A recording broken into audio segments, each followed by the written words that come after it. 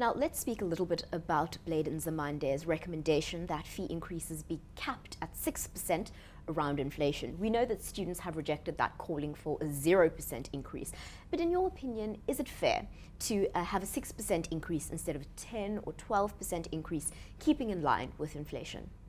Well, look, we've, I think, put to bed the issue of a 10 or 12% increase. So what we're talking about now is whether students are prepared to accept some sort of increase. If they don't accept an increase, effectively there will have to be additional monies coming from government in order to make up that particular shortfall.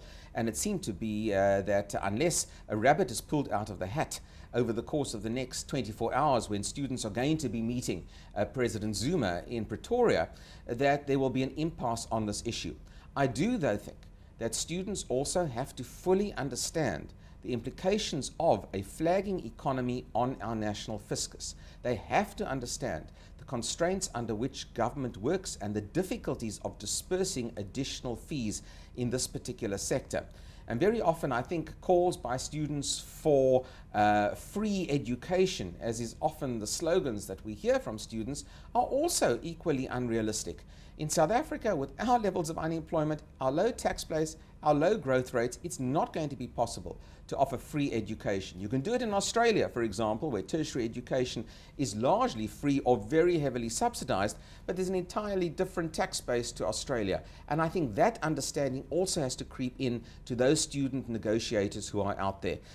Both sides are going to have to adapt their viewpoint, but clearly I think government is going to have to be a lot more receptive and respectful of the heightened tension amongst youth in South Africa. There's an urbanized and increasingly urbanized youth in this country who want to take the country forward, who want to move their careers, and are stymied along the way. And debt stymies a lot of this activity, either the inability to secure debt from banks or the burden of debt once that has been secured. And these are all additional peripheral issues that factor into this particular equation. Absolutely. Now, many people, let's finish with this, have been looking at these protests and saying things like, oh, this would only happen in South Africa. But we know this isn't the case. There have been widespread university fee protests across Europe, even in Australia, believe it or not, and in South American countries too.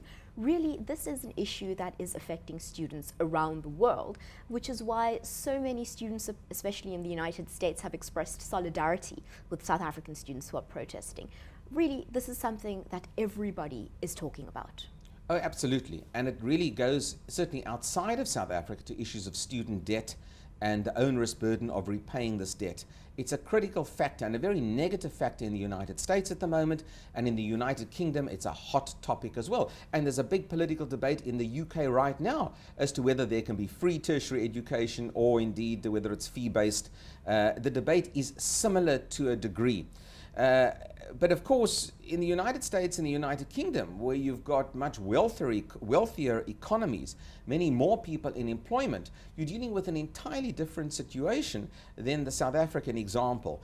And here, whilst one would like to suggest that free or heavily subsidized tertiary education could be the norm, you've got to look at the balance sheet and you've got to look at that budget and see where's that cash going to come from.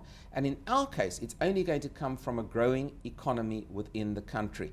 And that's the constraint. But you're right, these are not protests isolated to South Africa. There's additional emotional and historical issues here that make what happened yesterday and over the last few weeks perhaps more symbolic and more emotional for South Africans, though. For our viewers at home who would like to read more of your commentary or perhaps have a question for you, how can they read your work and how can they contact you? Well, I'm fortunate that my work does appear on fin24.com, so it's always available there, and I do have a website where I'm contactable for comment. It's danielsilk.com.